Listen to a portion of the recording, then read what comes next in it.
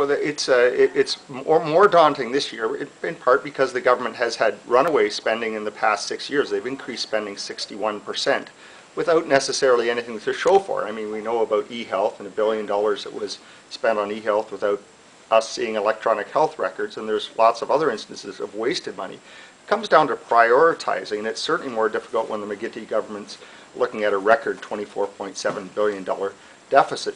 But, you know, this week it was just announced that there's a sweetheart deal for Samsung, a South Korean company, that are going to be subsidized by the Ontario taxpayers to do business in Ontario. You know, it comes down to making choices, and this government doesn't seem to always make the right choices.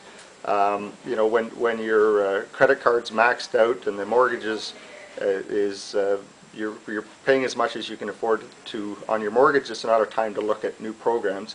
It's a time to get down to basics and decide what's really important. And we're hearing from healthcare groups, and we're hearing from the Children's Aid Society that some very basic needs like children's mental health are not being provided. What do you hope to accomplish today? Well, today it's the Finance Committee's meeting across the province. It met on Monday in Niagara Falls. It met in Tuesday in London. It was supposed to be in Dryden on Wednesday, but the plane got airborne, but then couldn't land in Dryden, so we ended up with an extra day in North Bay. So today's in North Bay, and then tomorrow will be Kingston, and then 3 days in Toronto next week.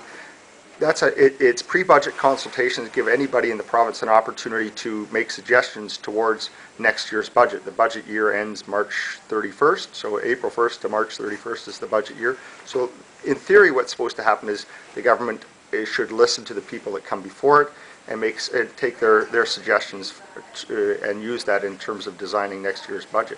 One of the interesting things is the healthcare groups that we have coming before us, and Muskoka Algonquin Healthcare again, they don't know what money they're going to get for next year, despite the fact that the fiscal year starts in a few months. And they have no idea what funding they're going to get. So it's kind of hard to plan ahead when you know, with a few months before your fiscal year starting, you still don't know what funding you're actually going to receive. That seems to me to be bad planning on the part of the McGuinty government.